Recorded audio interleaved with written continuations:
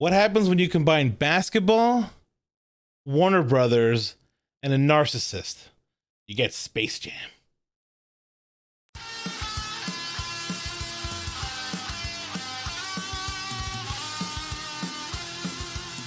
Talk about Big Chungus. Hello, welcome to OK Roundtable. We're going to talk about Big Chungus today. We're talking about Space Jam. I'm Kitty Man. With me, as always, is Mort over here. Fought down below. And with us today, special guest is L. Say hello to L, everybody. Hi, L. But yeah, so it's basically just you take a narcissist who's considered the top of the game of basketball, put Warner Brothers there, and then you get a movie out of it, and they call it Space Jam. They did call it Space Jam. They called it was Space in fact Jam. a movie. It was a movie. It was a film. And they released it in theaters, and just off the bat, which is better for you guys of the two movies? We're gonna talk about the two movies because it's impossible not to talk about the original. It's impossible because they talk about the fucking original movie. Like, why not? Which one's better, Morton? Is this a I can't believe you're I asking need the answer. I need you. Classic to Space Jam is Citizen Kane compared to the sequel. All right, it's by and away so much better. So much better. Oh, Font, that was an original Gene Hackman movie. Anyway, Font, so what do you think? What are your thoughts? Which one's better? The original. I'm gonna be honest with you. I don't even think I remember the new Space Jam.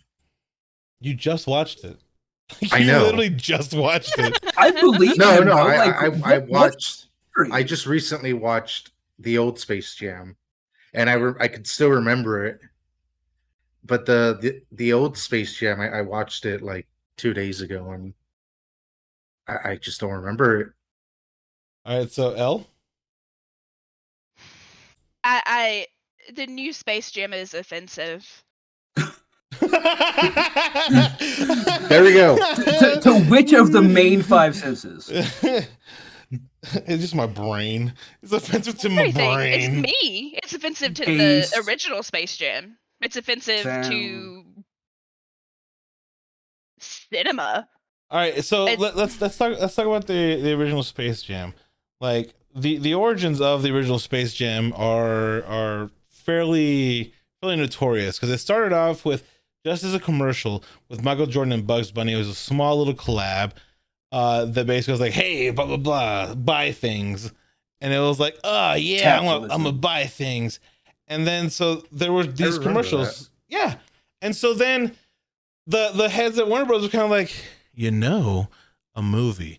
So then they make a movie. So now you have commercials with just Michael Jordan and Bugs Bunny, and then you have a movie and then commercials about the movie with Michael Jordan and Bugs Bunny, and it's like this big corporate circle jerk of commercials for commercials.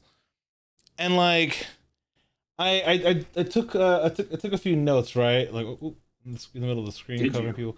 Yeah, so one of the things about Space Jam being an advertisement of an advertisement of an advertisement is like the one moment where Stan goes to the hotel room. It's after the again, heavy spoilers for both the original Space Jam and the new Space Jam. There's no way we're gonna talk about this movie without fucking completely talking about everything. Are you okay with it, Earl? You having trouble? Dog's barking. I'm making sure that it's not like a person at the door. Okay. Whenever Stan shows up to the hotel room, there's Jordan drinking out of a McDonald's cup. So right away, that's one product placement. And then he's like, "Hey, it's game time, Michael. I need you to put on your Hanes, lace up your Nikes, eat your Wheaties. No, grab a Gatorade, and then we'll grab a Big Mac on the way to the ballpark." So like right there, it's just boom, boom, boom, boom, boom, and it's like money. Like this is all it was. It's a huge advertisement, but yet it's still better movie. It is a better It's movie. it's Like- it's It it's more is- organic. It is a movie in the sense that it has like all of the major components, and like it's actually shocking to me how many good things are put into Space Jam 2 for it to come out the shit sandwich that it is. I mean, we'll Like- talk about that, but like I think I'm that's shocked by it. Actually, that's the thing that I'm not shocked by. I am like, not to get into it too hard, but like, how do you fuck this up? You just go and make the same fucking movie a second time, and you can knock it out of the park. This is not hard. They Well, did they one thing that I did. thought was actually good. One They thing. essentially did. They didn't though. It is not the same movie. Like that's the problem for me. If it was like a straight up redo of the original Space Jam, I would have It been could have been fine with better. it. Very basic enemy premise. The Let's only play some difference. basketball. It doesn't happen. The only difference is the way that other people were incorporated. So like, okay, so let's talk about our history with the original movie. Like, I know that all of us definitely been watching it for years, but like, Elle, you said you had a story about Oh, this movie that you apparently have a connection to. oh yeah. So this was probably my very first favorite movie ever. I mean, obviously had it on VHS. I would, the opening songs. I would dance to it in my house. I have very clear, vivid memories of running around my house in a circle, Which songs? just dancing to the Well, there's the opening Every song time as you it's get as up, it's it's playing time to everything slam Michael's it. done. And that's all we can say Uh, without getting sued. Yeah. uh, and then He does have a I mean, jamming soundtrack. Like the original right. is good Ugh. music wise. like, and then there's I believe I Can Fly, and that's not a song you dance around the house to, but that's a song you learn all the words to. It was a cultural meme. Like, Right. Yeah. I believe I can fly. yeah, it was It's gonna make me huge. It was cry. huge. We watched the original before we watched Space Jam 2, and I probably sat there and cried while I Believe I Could Fly was playing. Like, at least one tear. Not glad it's a bit weird.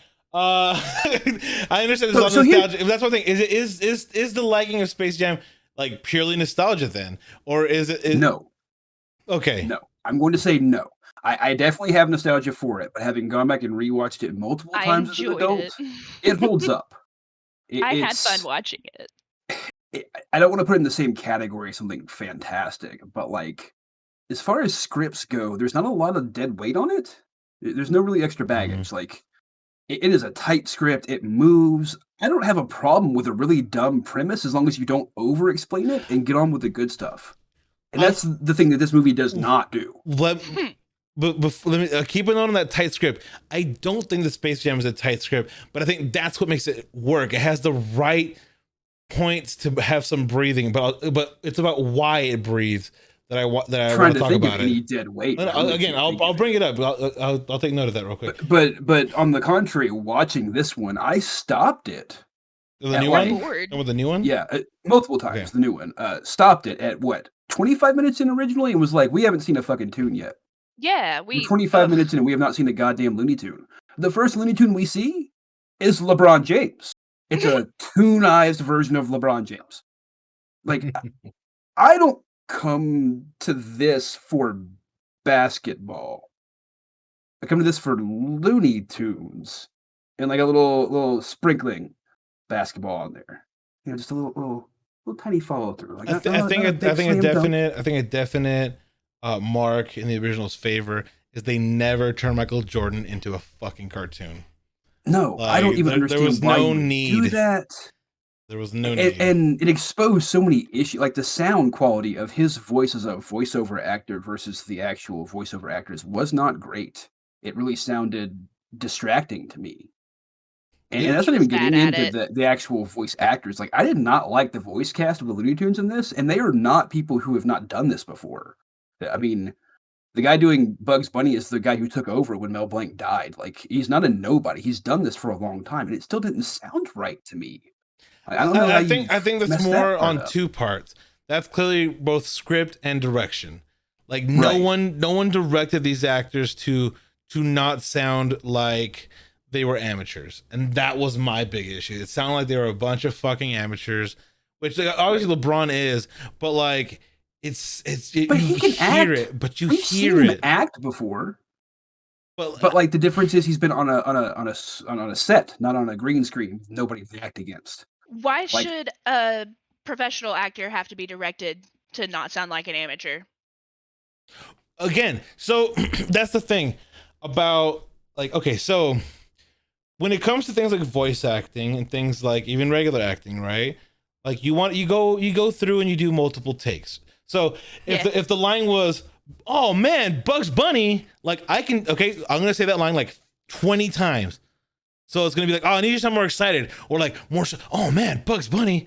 "Oh man, Yeah. Bugs Bunny." So there's all these different takes, and yet they chose the like whatever the fuck they put on there is the ones that they chose. So clearly they thought that was the best one. So clearly there was a problem in either the amount of takes, and again that's a director thing, or it could be LeBron being. But I don't think it'd be LeBron being like a diva in that sense, because I feel like I don't think it is. he's so because he'd be so like into the idea. He was so good opposite of Bill Hader, and even opposite of Amy Schumer in Trainwreck. Like that movie is completely unforgettable, but his performance in it is really good. You're watching this, and you're like, I actually don't believe he's a basketball player predominantly. He actually acts pretty decently as a foil for these people.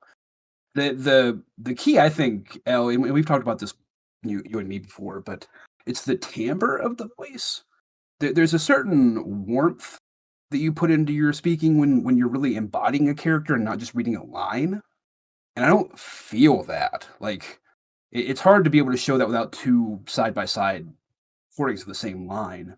But I'll give you a great example. If you just go and listen to Mark Meir doing the voice of Shepard as the male Shepard, and then listen to Jennifer Hale do it as Fem Shep, that's a perfect example. Not that Mark Meir does a bad job, because he's a pretty great voice actor himself. But male Shepard, Bro Shep is very like straight laced, and I'm just a military guy. And Jennifer Hale's selling out as she always does. There's emotion in there. There's resonance. There's stuff in there that you don't get from Mira's performance. It's not to say they did bad or did different. Even it's just one's take on it versus another. But that warmth and that extra feel to the voice is what makes it feel like a real person, not just a computer reciting a sound. Fa, what is your history with the original? Let's say it again. With the original film, what is your like history with it? Like, did you watch it as a kid? Like, what is? I you grew did up like with I believe my aunt took me to go watch that movie at the theater when it came out, and Okay. yeah, I don't know. Like I remember liking it. I remember all the memes for like I believe I can fly. Just seeing them all the time and at the school. Uh, I know I've seen Space Jam quite a few times on TV afterwards, and I've never really like. I don't know if I would say that I've ever thought of it as a bad movie, but it was like if it came on and if I didn't have anything else to watch, I'd watch it. So it wasn't as pivotal or like as commanding then as it would be, say, for L or me. No, like I wouldn't say it was like a the movie that defined my childhood sort of thing, but it was it was a good movie for me at least, like as a kid. Okay, I I mean that's good. That's good to going know. like going back now, I'm like, wow, this movie goes really quickly. Like it comes, it does what it does, and then it just leaves. Like I remember at the end of the movie, I was like, oh, it's already over. I think that means it was good. I think that's the That's mark what I of a mean. good movie. It's a fairly tight script. There's not a lot of fluff. It just moves on. I feel See, like you get just enough of the scenes you need to get the idea, and then and again, this is where I say like I think that like everything else is super tight, but like so here's what I mean by when I was talking about narcissists, right? So both Michael Jordan and LeBron James are fucking narcissists. We know Oh, yeah. this. Like what? I know I it's actually- shocking. I actually don't know if LeBron is. Jordan is. This movie has shown me that this is the LeBron look at me show. Like I can take the joke sometimes too, but I'm still the greatest, guys. Like it's just that movie, and like it's really weird. Like yeah, Don Cheadle gets his jokes in whenever they go like, "Oh, it's King James, he's one of the greatest," and he's kind of like, it's still up for debate. Like that line made me laugh. Like Don Cheadle being like, I don't know. Like I don't know if it's the greatest basketball. I mean, like okay, that's funny. But so here's the difference between the two movies, right? The original Space Jam is an hour and a half, like runtime. This movie is 2 hours long. The new movie is 2 hours long. It's a problem. But like, but again, so you can feel those 2 hours. Oh god. But here's the weird thing. So like the only difference is as far as timing goes is the actual basketball game itself just takes longer because it's not just that they meet the tune. No, Jordan meets the tunes at 31 minutes in. LeBron meets the tunes at 25 minutes in. He actually meets them fucking sooner than in the original Space Jam. That's what I'm saying. It wasn't until 40 minutes, was it? No, again, I literally just checked it and took notes. I literally took notes. LeBron can't. But that's when LeBron meets them. We don't even see the tunes until that. The only Looney Tune character we see on screen before LeBron meets them is we see a Game Boy Color or a Game Boy original version of Bugs Bunny. That's it. We don't see any tunes. Right, but that's what I was saying. When you said they could have just made the same thing, but they kind of did because like the beginning of Space Jam. The original starts off with us actually seeing the tunes though. Like we meet them, we get their perspective on things way earlier than we do in the second one. Yes, that's not. I'm not talking about like literally beat for beat. I'm saying so. You start off with the childhood of this superstar and how good they fucking are as a kid, and oh my god, they're destined for greatness. Fucking apparently, but at least like with Jordan, it's super short and sweet. And it's kind of like it ends with him not being in basketball anymore, which was something that aligned in real life. Like at the time he had retired and he was doing minor league baseball. So they included all that shit. Like if you were of a kid of the 90s, you'd be like, you were there about it. Which like, I need to interject here with. I do too. Me and Colette both. Another tie was that's a hometown baseball team. And for Colette, she gets 2 of our hometown baseball teams. The Birmingham Barons. Okay, that's what I was saying. You can't just I don't know. Sorry. So Jordan played for the Birmingham Barons, which is like where we're from. And then you go ahead, Colette. I don't want to steal your story. Okay. You're from Chicago, and I was probably the only person that saw Jordan play. Just throwing it out there. Never saw him play basketball, but saw him play baseball here in Birmingham. Nice. He plays for the team that I root for. So I have seen Jordan in a Birmingham Barons White Sox uniform out there stinking it up. In the opening scenes where they're playing baseball and he gets taken away, they're playing the Huntsville Stars. That's the team that they're playing as the opponent. And that's, of course, the team from my hometown. So growing up, watching this movie, it was actually a big deal for us back then. Elle would have been a little too young at 94, I think. But I remember them filming, and I remember it coming out. I remember them going, yeah, we're going to get to see the fucking Barons uniform on the big screen and stuff like that. It was kind of a big deal. That is actually really neat. That is really neat. The way I learned that Michael Jordan never played baseball. Well, that's what I'm saying. Like this movie, like it just like with Space Jam 2, it incorporates a lot of real life things about both of these men. The narcissism, I think, really plays into it because even though Jordan is like always dogged on, blah blah blah, he knew who to bring in for. So here's what I mean by the script's not as tight, right? You have Jordan. Of course, everything's around Jordan. Everything's around Jordan. Of course it is. But Muggsy Bogues, fucking Patrick Ewing, Charles Barkley, all these the other 5, they got their powers, their talent taken away. They have their own C plot throughout the entire movie. And so the parts where it breaks away from both Michael Jordan and the Looney Tunes are these great little vignettes with the basketball players being tested, trying to find out what the fuck's wrong with them. Like they go like all these little things where you have other people that are not Jordan and the Looney Tunes being the focus. Like, so you have this nice, like, we're going to go back. There's time in this hour and a half to go back to be like, yes, like, I'll never go out with Madonna again. Like, nice, Charles Barkley. It's funny. It's funny because they're incorporating things. Now, you look at the new Space Jam, they show the inspiration for the characters that from the Suns game in like a 2-minute most thing. Like, he was at an all-star game and this is where he got the inspiration for these characters. And then you never see them again. Like those basketball players. Yeah, that's what I'm saying. But those basketball players are not sure. They incorporated like a couple of like female basketball stars, but they did. They didn't really do anything other than that. But yeah, that's what they didn't do anything with my it. girl Asia Wilson on the billing didn't see her. Like, where was she? Anyway, again, first of all, I hate to break the illusion for you just a little bit. Do you ever wonder why those particular players were the 4 extra that got tossed in there too? For the new one? Like, yeah, no, for the original. So you're like, Patrick Ewing is kind of a big name, but kind of a weird choice. Like, I mean, Nick Superstar, Barkley is that a makes big name, sense. but makes sense. Muggsy Bogues.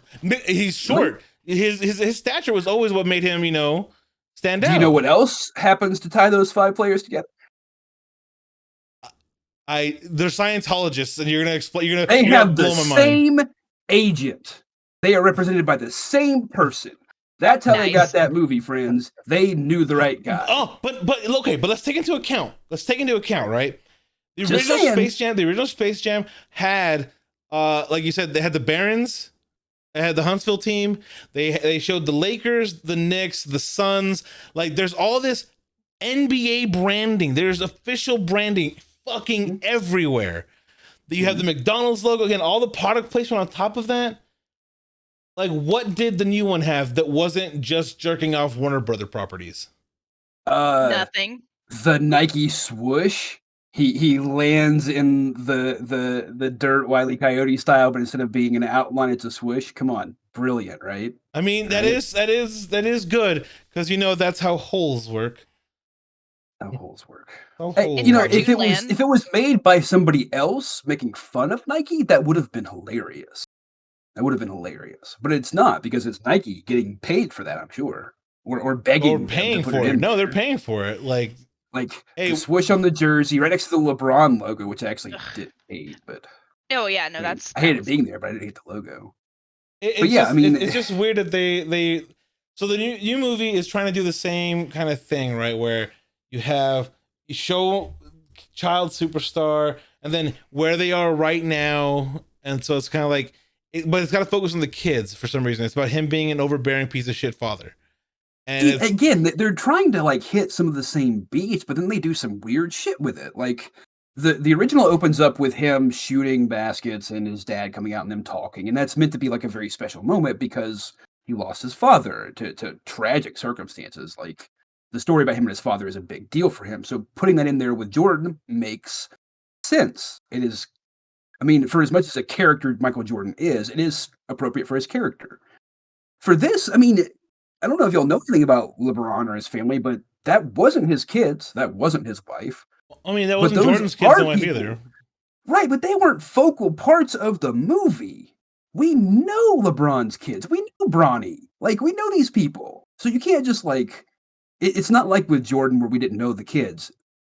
LeBron's family is part of his branding, which is why they're used heavily here, but it's a mistake. I can understand that, because again, this is now the age of social media, and if you have to update the entire thing, because like you're talking about the difference between 96 and 2021, and that's why it's like everyone's on their apps and they're doing their things, and this is algorithm. That's why an algorithm is the bad guy. The algorithm is the bad guy, guys. My tweets aren't trending. Why are my tweets not trending? It must be algorithm. And I'm going to take over the world by taking over LeBron's clout, and then like I'll have the clout, and that's all that matters. I'll have it, and then I'll have the world, because like I'll have the E clout. Like, I get all of LeBron's upvotes, I get all of his likes and tweets. It's and then I'm going to take over the world. I mean, the thing that I found really strange was the fact that the plan was like, I have the ability to trap you in a computer world. I'm like, okay, I if I'm able to accept Tron how quickly, no, but the fact that I can completely buy in how quickly, because Jordan seems really acclimated immediately, and so does Braun. But the problem is that it's actually me seeing Michael Jordan and not seeing a cartoon LeBron. So like, if it had been like real LeBron, I think I might have liked that entire intro part better. Because remember they did crazy shit to Jordan, but like he was still him. They were just doing toon shit to him as a person versus literally making him a toon.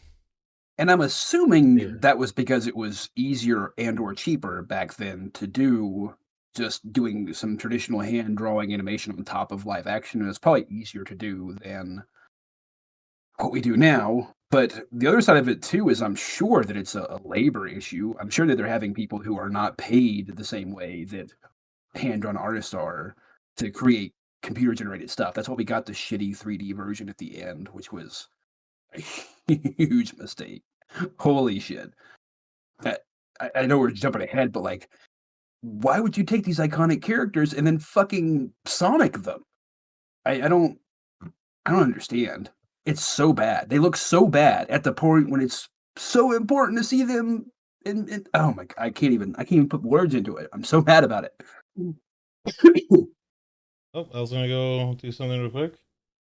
Feed the dogs. I'm sorry. And then, They're yelling at me. Go. She's normally taking care of I'm this going, when I'm I'm recording. So, yeah, I mean the 3D models, I feel like I should be more like upset over. No excuses after Sonic. You knew better. But no, I think that it's fine. I think it's fine. Like I get it because the whole idea is that you had both versions and they go back and whatever, you know. But I mean, it almost works in the context of the story, but I don't believe that they were telling the same story that I got out of it, if that makes sense. I don't think that they were landing the notes that they think they were trying to hit. Right. Like that, and that's the problem. It's a swing and a miss. It's a swing and a miss. And you can, I don't know, you can really feel it. Like you can really feel it at the halftime scene. Because like the halftime scene is like the reason why we're behind and we got to come back from behind.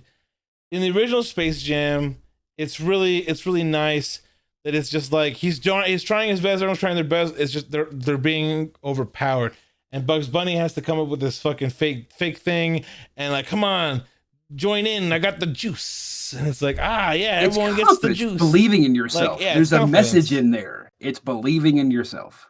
And this one is LeBron, stop being such an overbearing dick. Like it's like, okay, I guess. Like it's a weird message. Oh, you gotta let them be themselves. And it's like, was he ever not? Like I feel like it's only in the context of the movie is that even a concept, and it's just because of the kid earlier. If you take the kid storyline out of it entirely, the movie doesn't make any goddamn sense. It can't hold up without this idea that LeBron is a dad and also a shitty dad because he believes that you should only do things his. Like that's just not LeBron, man. Like I'm sorry, but I know it's been years and he's not just the teenage phenom still playing in high school, but like he still feels like a fucking kid. He's my age. This guy is not like I don't buy the idea that he's some sort of like hard-nosed tyrant. Yeah, like what the no. Talking about this is crazy. If it had been like another teammate who was having this problem with him, I'd be like, yeah, sure. You don't like that LeBron's better than you. I get it. He's a ball hog, but he's also worth it. So cool, whatever. We don't have that. We just have this idea that LeBron hates video games because he was given one once and then his coach got mad. Yeah, again, the motivations are fucked. Like at least no goddamn sense. At least in the original Space Jam, they didn't need to try to shoehorn in a fucking motivation. It was just like, we need your help and we need you to play basketball. And they were kind of like, You suck Okay. now. And so he's like, fine. And the first I'll one play. like cheats, like it just cheats. There is no second act of that movie without them just making up the idea that he has to go back and get his shit. Like they introduced that to get the Looney Tunes back in the real world for a minute and to stall. That's the whole thing. Going and getting his, But his but that's sneakers what and stuff. that's exactly what I mean as far as like the script has enough room in it to have these other players involved, the little vignettes, the vignettes to go get the shoes I don't and the think shorts. that's fluff, Like, though. I think that's important. You need that breather well, of them no, I'm going not and calling doing it- I'm that, not or calling else it it feels fluff. like I'm not calling it fluff. I'm just saying like you could remove the other players and it'd still be like a cohesive, complete story without seeing them go do this and go do that and go. Like, you can cut all that out, still have the part at the end where they're all dejected and he's like, You I have your could. player. You could do that, but then you lose part of what makes the movie work. Like part of it is having to have that touch point for people who aren't Looney Tunes fans. Like that's why Space Jam has such lasting staying powers, because it hits everybody. If you're just a fucking fan of basketball and manly shit, you can still like Space Jam. There's still room for that. And I think that makes a huge difference. I don't think it would hold up long term the same way if it didn't have that. But if you take those moments out, we do lose something from the film. That's what I mean by it. I don't mean it's a perfect script or anything, but like as far as being a tight script, I feel like it is. I don't feel like you could take anything out and not lose something dramatically. And I don't think you could make it any better by adding anything to it either. There's nothing to change. right. Again, like, to me, I feel like you could take those out and it would still work just as well. I think Like, it would work. it wouldn't work as well as a film as a whole, because you would have like a weird pacing issue where everything is just happening too fast. Because like even Foz said earlier, is that like you're in and then you're out, and it's still 90 minutes. Like, Yeah. if it That's was what I mean. If you anything take those that- out, you lose the pacing. but again, not for kids. Like that's the Not whole for thing. Is like Kids the don't kids, understand like, pacing. and that's the reason why. Like what I hear is for the new Space Jam, kids loved it. Everyone I know with kids, every single one of them said I didn't like it, but my kids loved it. That was the consensus so far for the people that I've spoken with. Was I I didn't believe like that. it, the kids loved it. And to me, I think a big part of that is like they knew, like, let's extend the flashy, showy part. And then they're like, oh, there's all these articles being written. They're like, oh, new Space Jam did better in theaters than fucking the Black Widow. Is this the end of Marvel? And it's like, no, because here's the thing: both of these movies did the dual release thing, the VOD in theater release. You know what theaters do that you can't get at home? They clean up after your kids. So like you don't take them to see Black Widow, you take them to see Looney Tunes, where it's a fun distraction for a couple of hours. Like you eat some popcorn, do whatever the fuck you want, and then like afterwards there's a big fucking mess because these kids are dumb and like hyper going yay and like whatever And trash everywhere. And they to that leave. point, like I do think that the original Space Jam quantifies as a kids movie. I'm not sure this one is. It obviously is made for kids in mind. They're not absent of the thought process. But this movie is very heavily geared towards adults. It's the nostalgia factor. And boy, it does a terrible job of doing that. I've been getting tired of the referential concepts anyway.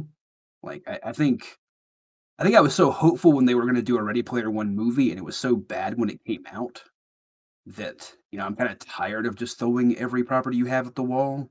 But that's absolutely what this was. You could tell, like, this is just throwing every Warner Brother property at the wall. First of all, how does LeBron have like an encyclopedic knowledge of what characters are Warner Brothers? Like, I think it's funny when he pops into Toon World and finds out he has to play basketball, and he immediately starts to try and create a super team. That's funny. LeBron got it. He's going to go get Superman and Batman and Trinity and all that.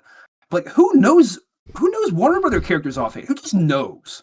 Like, I know DC is part of that. I mean, like, other than nerds like me, I don't You know. think LeBron I don't knows? think So LeBron. he doesn't play video games.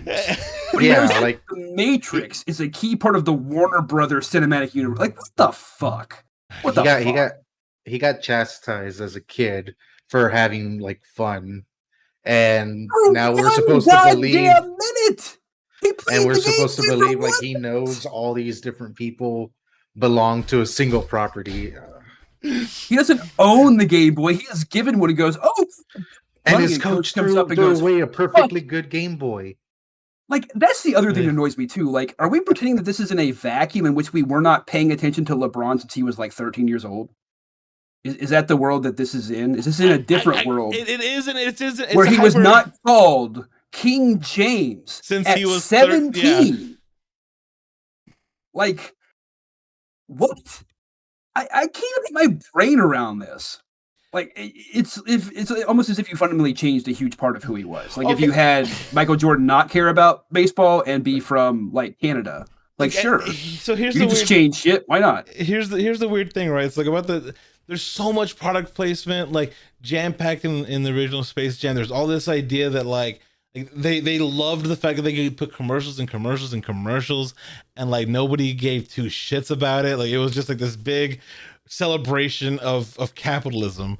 And It was and kind of Michael the Jordan, wink and right? it was but- kind of the wink and nod though, like Wayne's World, like doing the very obvious placement, the Stampodal act, we'll grab a Gatorade and a Big Mac on the way to the ballpark. That is getting all of those in at once as a comedic touch. Like, okay, and cool, yeah, funny. that's what I'm saying. It's fine, but like that's why I think it's weird that when like the only thing that the only thing that you don't get to reference, because like again, in the original you had like Sports Center and ESP, like so ESPN and stuff like that. You had the sportscasters having their commentary on the baseball side about what's happening in the basketball side. So you have these personalities that are outside of just LeBron being part of it, and like you don't get the same thing in the new Space Jam.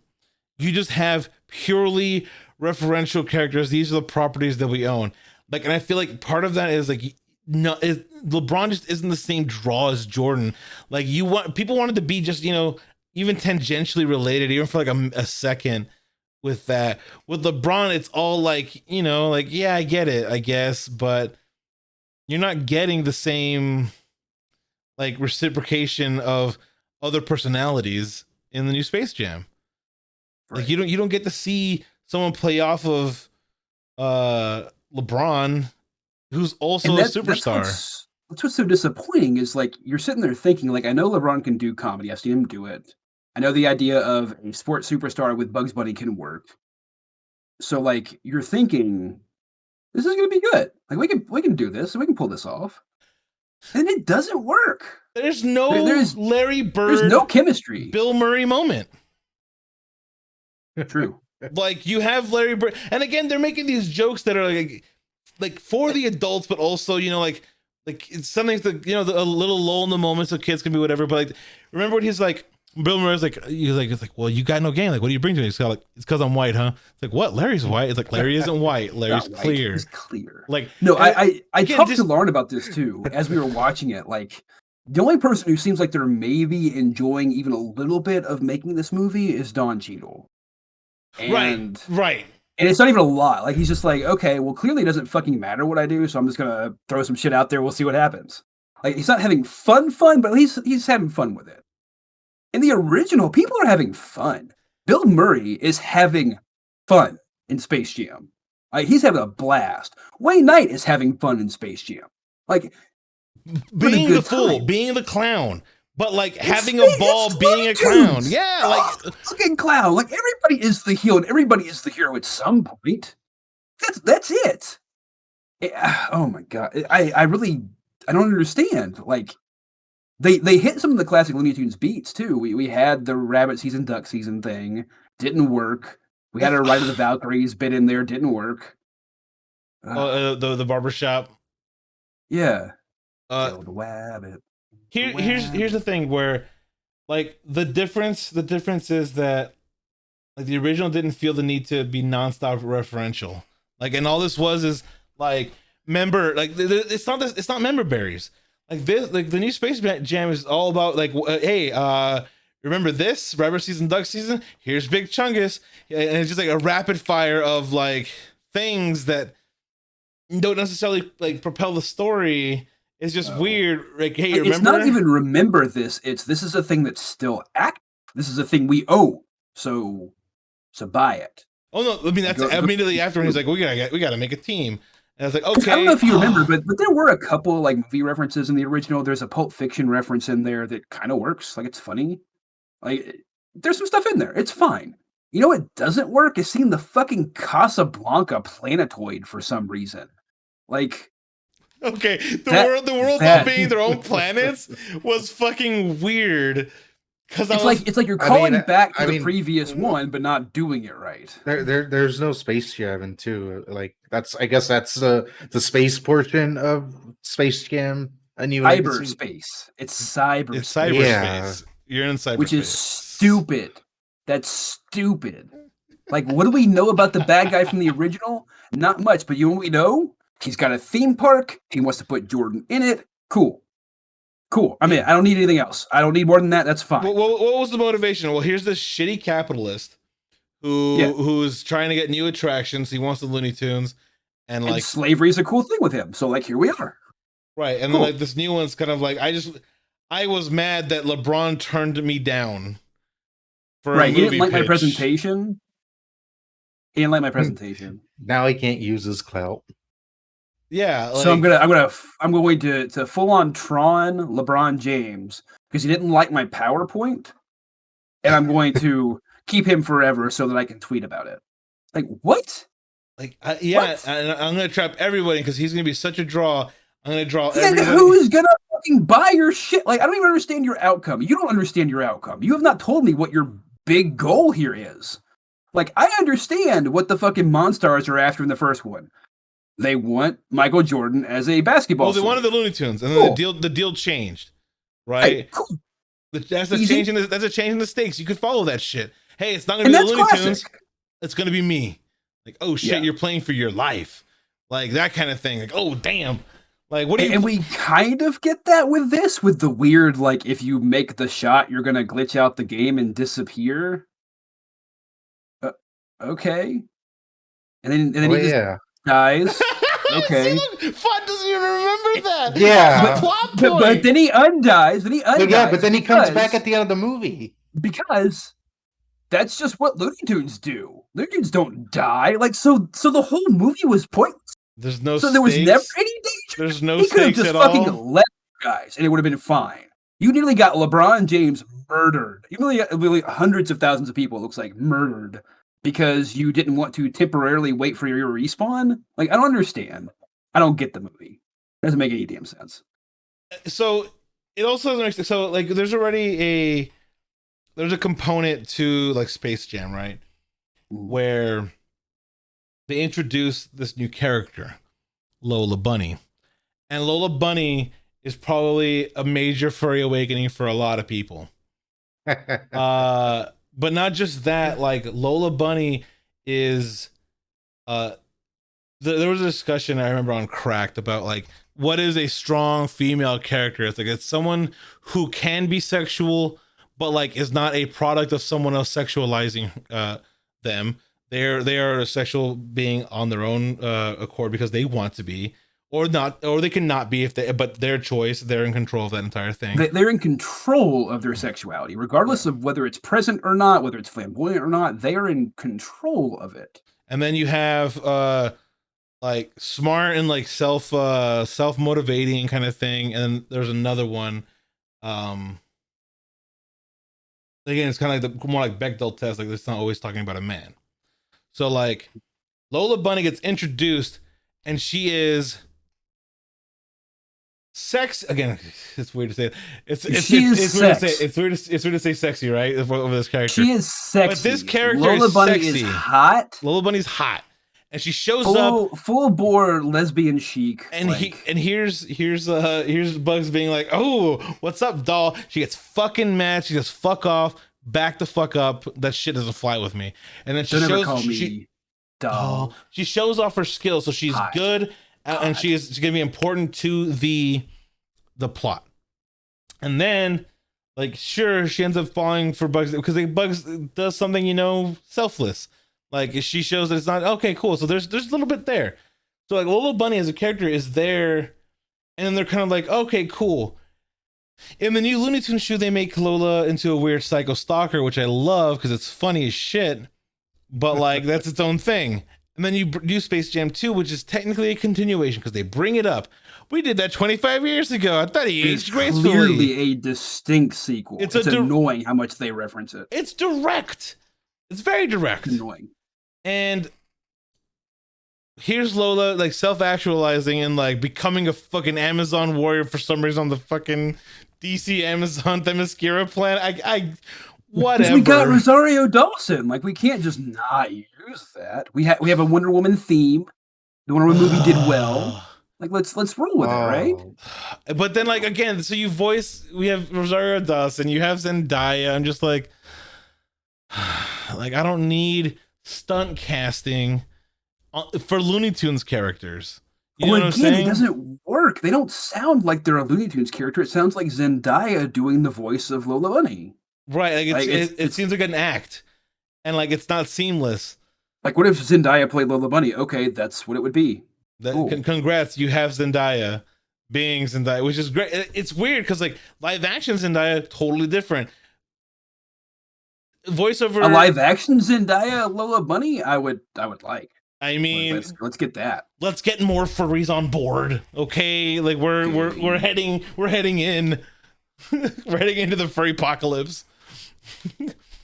But it just feels so fucking weird that like none of that seems to come into play because like so you have this idea that the game itself of basketball is at the center of the confrontation, and then like okay, so now let's video gameize it, but it's like these motherfuckers have never like they clearly have seen movies because they like whenever LeBron's making his super team, they clearly have at least seen Iron Giant and know not to make him, you know, a big violent robot asshole monster like in Ready Player One, you know, because that's not his character.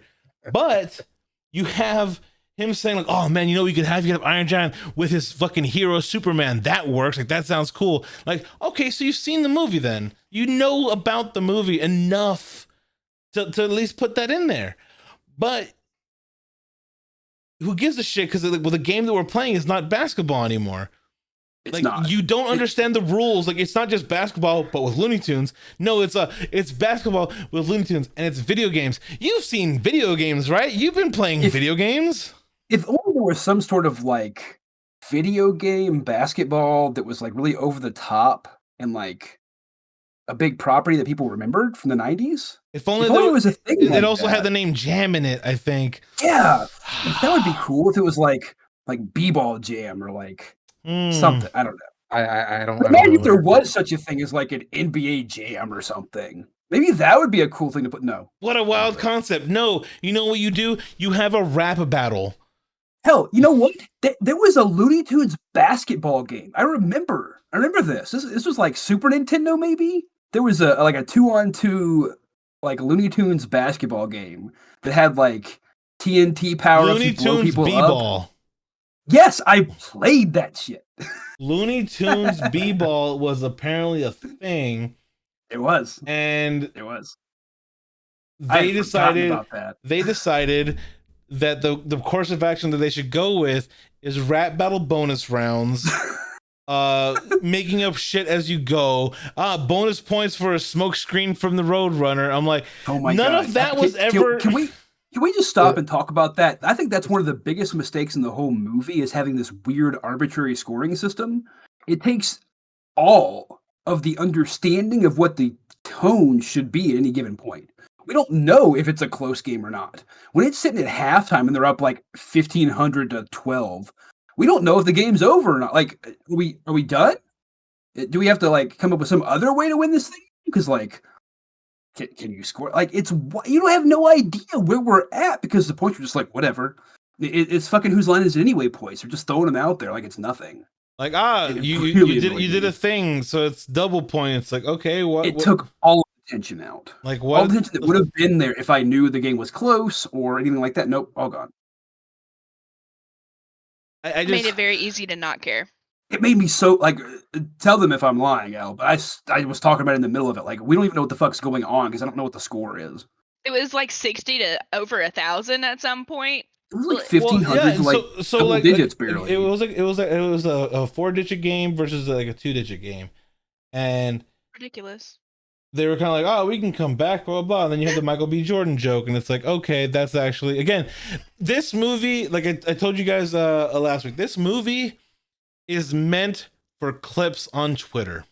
Yeah, it works for that. It has a lot of you know what it would have moments. been really good as if you had made this entire movie as like the opening bit for like the Oscars next year. Like it's just LeBron in different movies. With Also, like, the what it's Looney gonna be Tunes. used for. Like, Also- okay, cool. Like LeBron and Bugs Bunny in Westeros, awesome, cool. That's a great thing to throw in as like a shitty SNL bit, but like, Not a Oh my God. for a fucking feature length film. That was. I think the a worst part too is poster. the fucking Halloween costume extras that are just standing on the court side. Just Ugh. like you see like a White Walker, he's just sitting there and he's like people are talking, he's not paying attention. You're just like, what is going on? Are you Do meant to White be Walkers- a budget? Like, Do White are you Walkers meant to know be what a great basketball value is? White Walker, or are you actually meant to be the White Walker?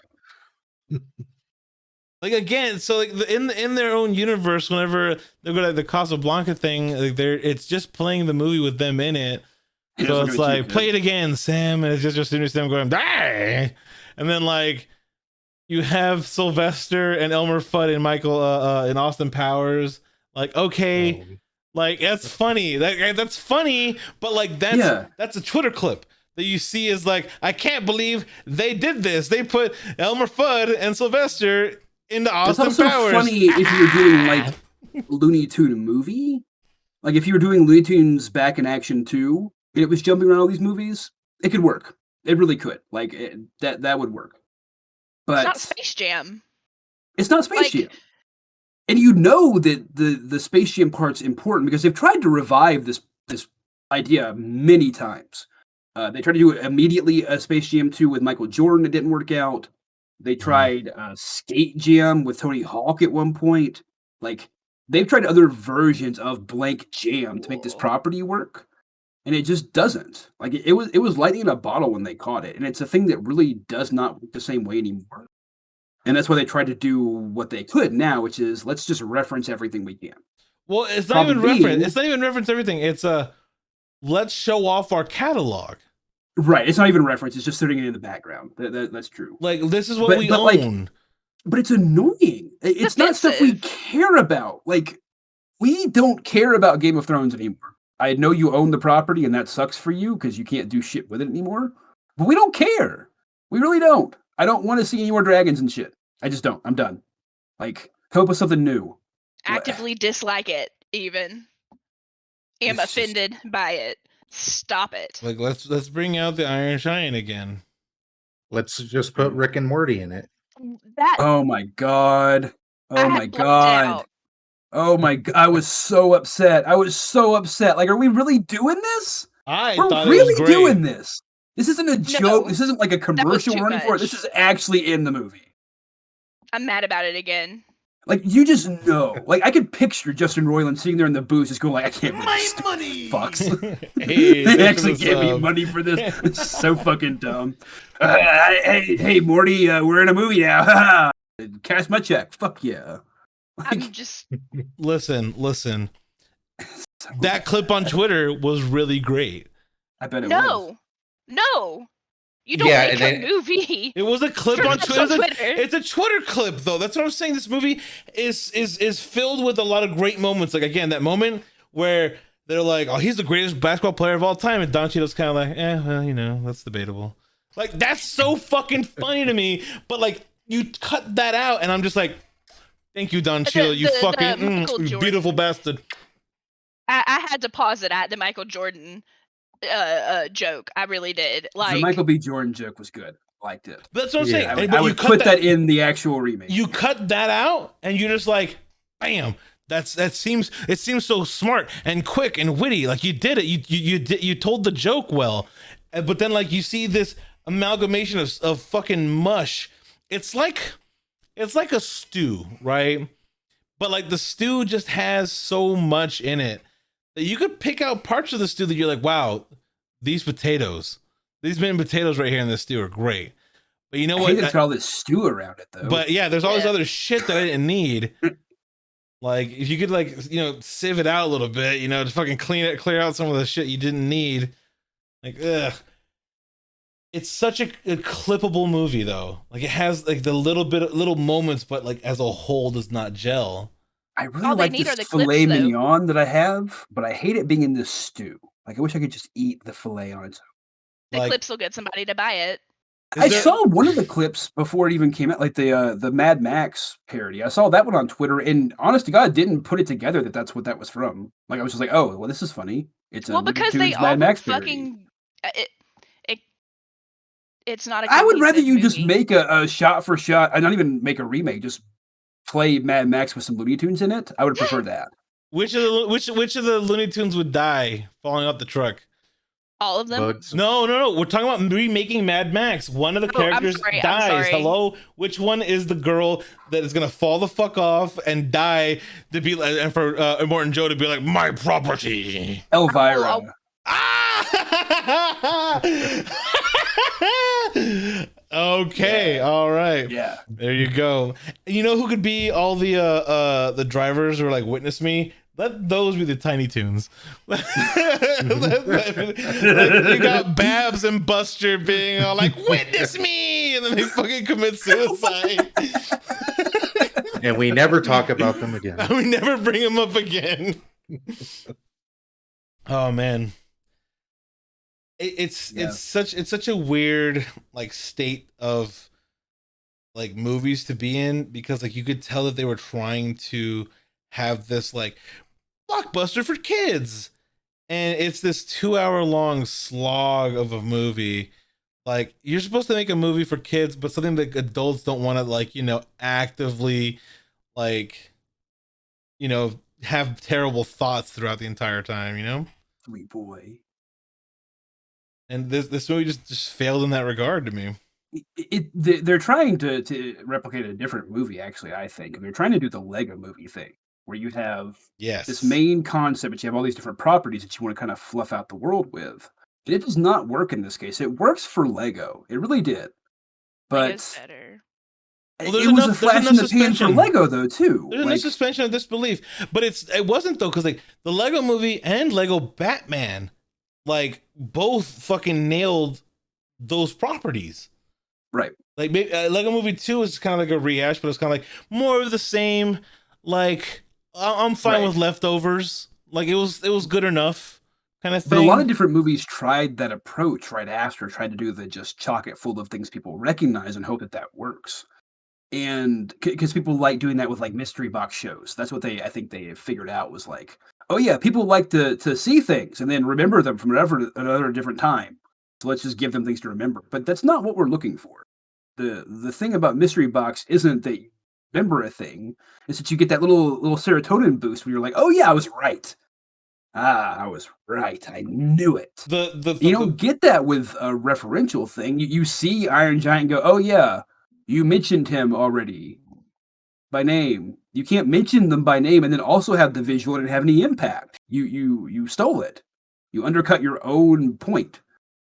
Right, him mentioning all the properties ahead of time, and then them going into like every different world to collect everybody, and it's just like, okay, we get it. You own Casablanca. All right, cool. Why the fuck wouldn't LeBron just go back to the real world and be like, I need more people, like I need more actual basketball players? Like I don't if get he it. were to have go, friends. if he were to go back and make a super team, like this weird idealized super team of even like recently retired players, you go get your Tim Duncans, right? You go get these, and they're kind of like, dude, I don't play anymore. Like I retired. I'm like, dude, it's a game though. Like you don't have to worry about it, like because we're in a video game. They're like, all right, and then like they get gamified or whatever, and that's kind of like what it is. Like, okay, You get Magic back. He's floating around like that actually could have worked. Shaq would have done it. yeah, you bring back these retired players, like including older Bring ones. Charles back. Barkley ain't got nothing going on. Can't insult San Antonio women on the air anymore, so he's not on the air anymore. I mean, it's terrible. It's just terrible. Terrible. It's terrible. I don't know. There could have been some fun concepts with what you could have done, but again, it's so self-centered, and it has to be just Bron. When it comes to basketball, it's all about Bron. It's all about LeBron. It's King James. It's LeBron. He's the best player ever, and it's just like it's so. Oh, but clearly kind of a bad dad. But he'll learn to be a good dad. Just gotta be you. He's gonna be a good dad now, and it's like but never questioned the basketball skills. Like the joke in the original Space Jam was, "I'm out of it now. Like you're kind of retired. I don't play anymore. Like I don't play anymore. Like I'm a no." baseball player. And he's like, "Yeah, and I'm a Shakespearean There he is. actor." Look at him playing baseball. Adonis of a man. He was so great at it. He was great at baseball. Okay, are we going to talk about baseball? Because we can. He was actually doing decent, if not for the strike in 94, 95. Like, he could have been good. And if that strike doesn't happen, he may not go back to basketball. He might keep playing baseball. He was not nearly as bad as the average layperson would tell you. It's because it's not as funny. Like the funny thing is, he went to baseball and sucked. It's kind of like, I mean, but the funny thing is, he was playing double A baseball and player better. ever. Yeah, he didn't do the best ever, but like he was, doing well. Like he's doing well, doing his thing, well enough to continue on. But he played for the team that I watched, so he comes back to basketball, and like that's also like incorporated into the movie. Like the only thing that kind of happens is for like LeBron bringing up real life shit is how much he swaps teams and how much of a joke it is, and how he's currently playing for the Lakers. Like calls him Cleveland. Bugs Bunny calls him Cleveland like 3 different times in the movie. Like we got it. He played in Cleveland. We understand. We do know this about LeBron. We get it. You think of him as a Cleveland player, but like everyone now knows him as the the traveling superstar, super team maker. Like, all right, we know. Basketball has changed. We get it. Like the NBA has changed completely in that regard. Like, yeah, this reminds me of The Rock and Vin Diesel in the Fast movies. Okay, where like, I'm sure at some point there was more adversity in here, or LeBron didn't look quite as good. And they're like, no, LeBron can't look bad at basketball. Like, he can't be bad. He has to be really good at basketball. The score has to be fucking crazy. That's probably why it was 1,500. Like, the score has to be wild because it has to be very clear that it's not LeBron's fault they're losing. Because you know how there was it's not because of the basketball playing, right? Like, it's the video game's fault. Like Michael Jordan was losing and down because like these opponents are just bigger and like monsters.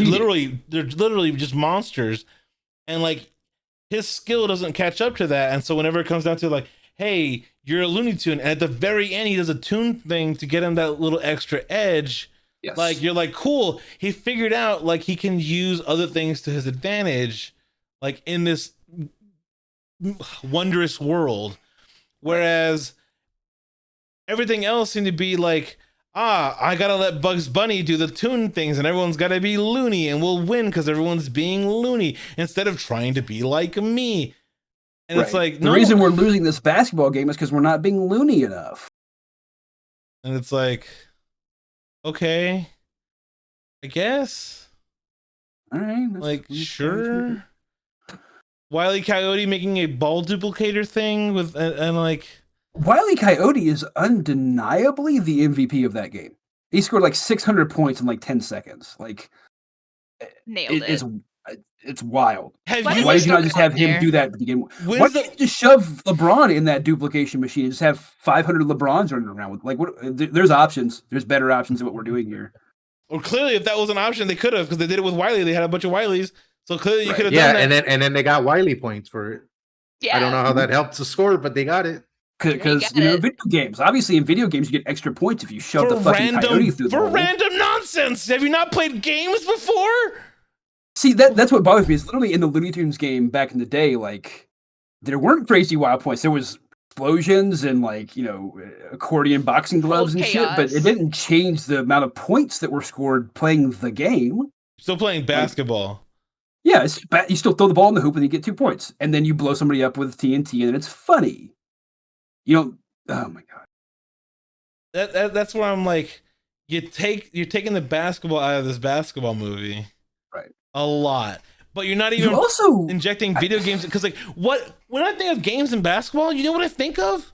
2K, like NBA 2K. Like you're not sitting there, but you're not sitting there going like, oh my god, look at all the wacky shit. Like you're thinking of like a realistic as possible fucking basketball game, just digitally.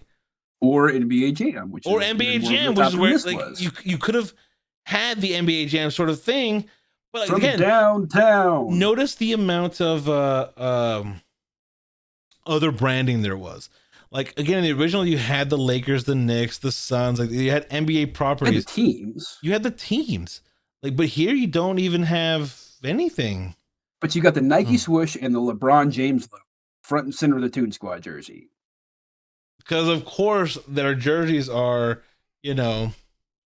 sponsored. Because you need sponsored jerseys, because that's how you seem authentic and real. Surprised you didn't have ad patches, because that's realistic too. Like that would have been funny. That's a nice little commentary about it. But you just have that's too funny to put in there. Then. Oh, it would have been a real life ad patch. Like, yeah, they would have actually sold the ad pad. I just don't get it in terms of like what was like. Okay, so you win, and so now you're letting your son go to like a computer tech thing. he learned how to love. It's not all about being how he is. He doesn't have to make his kid be like him. So he can play video games. Video games aren't the devil anymore. Yeah, but it's specifically about being yourself. Like, Yeah, it's about being you. Let you be you. Like that was a line. They were like, let you be you. And I just for what it's worth too, going back a little bit, but it was Jeffrey and Marcus Jordan that played his sons in the original. It was not any of the LeBron crew that played any of LeBron's family in this one. Just for the record. I mean, but to me, that doesn't like play as much of a factor because like it doesn't to you. But again, one of the things that I think worked for the original Space Jam was the universality of it. Anybody could get in it and enjoy it. But LeBron is somebody in the culture. Like he's not somebody who's an unknown. He's not somebody who we don't know things about him. So we know about his kids. It would be no different than if we had a Kobe version of this, but didn't have his kids in there. Despite them being well-known entities, it would be weird for anybody who's a basketball person to watch this and go, "That's not the right name." That ain't the James. It stopped me. I was like, "What the fuck? That's not Bronny. His name is Bronny. It's spelled like Brony. Like, just use his name. It's funny. It's good. Just do it." Nike. Brony. Just some weird Bronny, but it's spelled like Brony. Here, I'll find it. But yeah, Bronny? yeah. There's Bronny. not even a hyphen. Like, shouldn't they have at least put a hyphen or something? That would have Brony. Bronny. That's his name. Bronny. That's his kid's name. Bronny. I'm confused because like it was an added element they didn't need to have.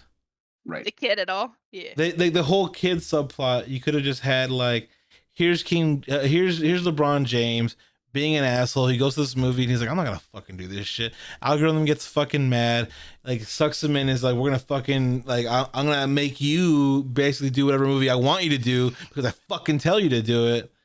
Like you're now like trapped in here. Like right. WB is evil. Thank you for the movie. Like that's why I don't understand as far as you need to add this subplot about like he's designing games and he had the algorithm who's yeah, I see it. Bronny. So you go in there and you have a character is like, I like to play video games, and you're just like, what the fuck? And this algorithm needs the code from the kid's game. It's like because it's got the 3-dimensional scanning functionality that get all the people just in. uses a standard cell phone but can take a photo of you and make a 3-dimensional scan. Like that's such amazing technology. You can't just throw that in there and not have it explained. You know what a missing joke here could have been though. So you had everyone with their phones, right? And they're all getting sucked up because apparently all you need to do is look into your phone and then like it has the capacity to just suck you in because it scanned you. Which phones are getting to the point where you can get like facial recognition, 3D recognition. Okay, sure, fine. But you know it would have been a great joke if someone like if everyone's doing it and you have one guy being like, oh fuck, it won't load. And it's kind of like, man, I should have upgraded. I'm still using the iPhone 3, and like that's the only person that doesn't get sucked in because they have an old as fuck phone. Like that would have been a nice joke, like something topical, just something in there. But no, just everyone's in there and everyone's just like, I guess we're in Toontown. Yay, LeBron movie's really dumb. I think they really missed the mark by not making the enemy team, the monster team, more likable either. I think that was a part that worked in the original. Right, we all had the a favorite little monster. Nerdlucks, like they're cute. They're fucking cute. And And one of them's played by Maureen Ponderosa, so like that's cool. Catherine Reitman. It's just weird when it's just like whenever Tweety gets hurt and they go like, "Are you okay?" "Yeah, are you okay?" Like again, these are characters that have like, you know, it's in the rulebook. Is in the rulebook. Yeah, that felt like a Looney Tune bit. It felt like a whole Looney Tune thing that just happened to have a random basketball player in it. You could have basically substituted any star professional in any job, and it could have worked just as effectively in theory. And this one doesn't. Like, you have to be the world's most famous person ever for this to work, or else there's no reason to try and steal your social media clout. Which is again the outcome. Like, the motivation's fucking muddled. Like it is fumbled. You're mad at LeBron for turning down your thing, but you also have the fucking kit. Like, I think it would have been funny actually if they had done more with the super team concept and had the end like turnabout be that you had to have somebody who wasn't very good, who was just stuck on the team, that ended up doing the thing that won. Like, you want to go and build a super team, and you can't because you can't do that anymore, LeBron. So now you got to wait for Tweety to get out there and fucking score the winning goal. Like, that might have been like some sort of story arc. But as it is, there really isn't one. They did a bad job. Like, is this movie LeBron's movie or LeBron's kid's movie? The Dom character. And again, that's what I'm saying. You can actually completely remove like the kid's subplot, like, and just change the motivation a little bit. That algorithm's fucking mad at him, and so like but you can remove LeBron too, and it would work. Like, if this wasn't a Space Jam movie, no LeBron or anything, it's just a kid who wants to show off to his dad, who wants him to play a sport rather than do the art thing. No, like, but that's what I'm saying. Like, again, remove the kid, and you can totally have it be about LeBron and the whole super team concept and all that kind of shit. And like, but you don't have to have this weird, but LeBron needed to change too, because Jordan didn't have that, and he didn't need that. Like, it wasn't a matter of like, oh, Jordan needs to change to be a better person. And that's why I'm asking, like, does LeBron even have an actual arc? He does. He has more of an arc. He has more of an arc than Jordan. That's what I'm saying. You don't fucking need one. This movie doesn't need it. He goes from going, okay, my kid should play basketball because I want him to my kid should do computer things because he wants to. That's not really an arc. That is an arc. That is an arc. I don't think it is. Okay, what was Jordan's arc? I'm not saying that there was no, but that's my point. Like, there wasn't. That's why it worked better. The LeBron arc does not work. It's not a real arc. I think it does. They have it at the beginning where he's like, get the fuck off those games. We're on the court. We're here to work. Like, that's the whole point. Blah, blah, blah. And then like he's like, well, I don't want to do that. You know, he's like, what do you mean you want to do that? But it's not his revelation that changes things. In the original Space Jam, the reason why they win is because Jordan does the thing. He's going up for the dunk, he gets stopped, and he does the tune thing. It becomes different. He changes. And that's what creates that's not an arc. Victory. I'm not saying it is. I'm not saying it is. Let me finish. We're talking about an arc. Like, you're talking about literally a story element. Let me finish. Go then, because I would disagree. Let me talk. Okay, so in the original, there's actually like a change there. There's some sort of progression. In this one, LeBron goes up to make the shot. He is stopped by fucking algae, because that's what we called him, as algae, not algae. But he gets stopped by him, and then Dom steps in and goes, I'll save it with video games, and takes the little power-up disc and throws it under LeBron, and then he gets to power jump off. LeBron doesn't do anything to win. LeBron is just there at the right time. It's actually Dom, the son, who has the arc. But it doesn't make any goddamn sense. That's the problem, is that the arc is actually built around Dom, and there is no real arc there. There is no arc for LeBron. It isn't there. He doesn't actually realize the power of video games to win. It's done to him. That's why it doesn't work. There is no change for LeBron. The hero's journey does not come back around for LeBron. He does not return to the same place changed. He's not on the basketball court with the knowledge that having fun is more important. He has just been the victim of fun. All right, so that is not what an arc hear is. you. That is what a story element. The hero moment is not LeBron's. 100% agree with you. It's really dumb. That's what I'm saying. No, It's but not that's not his an arc. movie. But that's the arc not isn't an his. arc. That's not what an arc is. Like, that's my point. LeBron has an arc. He's a different person. At the end of the movie, he knows he needs to not be so controlling of his kids, but that his kids are not supposed to be like little fucking versions of him. Like, that's But he doesn't get that from the ultimate moment, though. That's not what that message is saying. That's why it doesn't I'm not work. saying that the way that they did it was wrong. The arc is still there and makes sense. The thing is that they didn't give him the hero moment when they should have. It should have been a That's eureka what I'm moment. saying. Yes, but that's not what an arc is. That's my point. My point is my argument is the pedantic part. That is not an arc. LeBron had an arc. He just for some reason fumbled the fucking reason why he did did anything. The kid goes from faking it and wanting to, just fake the basketball thing and not do the video game thing to, oh, now I can do the video game thing. But it's not even his moment where he takes charge and says, no, Dad, I want to go to video game camp. Even that is stolen from him to be given back to LeBron. There is no actual growth. It keeps trading off the intended growth of this movie to the opposite character just for it to fall flat. I agree with you on that.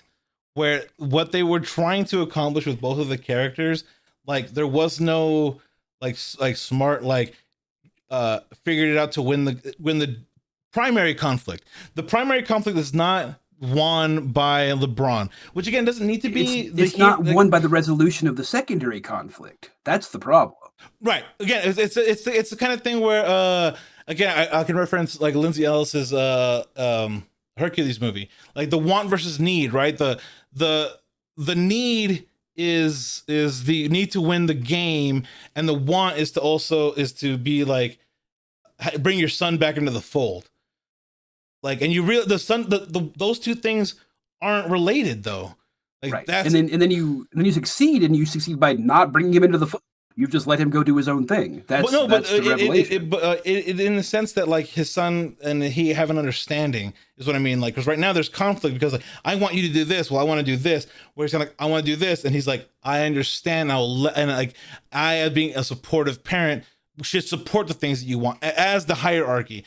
And like, I agree that's an important part of it, but that's has nothing to do with the basketball game and winning or anything. It doesn't happen. It's LeBron going, nope, I'm going to trick you into going to the camp you really want to go to. That is not character development. That's just somebody doing a thing to you. LeBron, like I said, LeBron has an arc, but like it has nothing to do with the main conflict or the only conflict. Has an arc in the sense that there is scenes that happen, but I do not agree that it's an actual like dramatic arc. That's what they're going for, and that's what they like accomplish. But again, it's one of those things where because it doesn't push the plot along. That's what I'm saying. It has nothing to do with the plot. Like there's an arc, but it's completely unrelated to the plot. Like, congratulations, you now have become a better parent. What does that have to do with the current conflict? The current right. And semantically, I state that as being it doesn't have an arc. The arc that they are setting up for disappears. It isn't there. I think it's just more like plot related. The thing is, for you, it's the plot. It doesn't follow the plot. It doesn't. It's not just plot related. It's that there's no point. It's that all of the growth we're trying to see out of these characters is undermined by other things in the movie. The end result is not really any different. We go from kid wants to do video games but is stuck with basketball to kid wants to do video games but is stuck with basketball, but his dad saves him from it. Like that's the ultimate shift between the front end of the movie and the back end of the movie.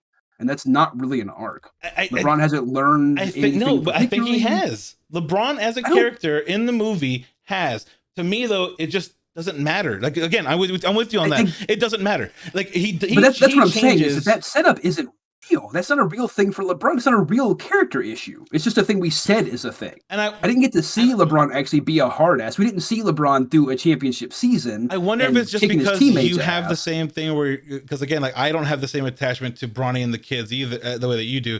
I wonder if that's what it is for you. Because like to me, like I just see, okay, so that's the conflict is like I'm a hard ass dad who wants you to be basically mini LeBrons.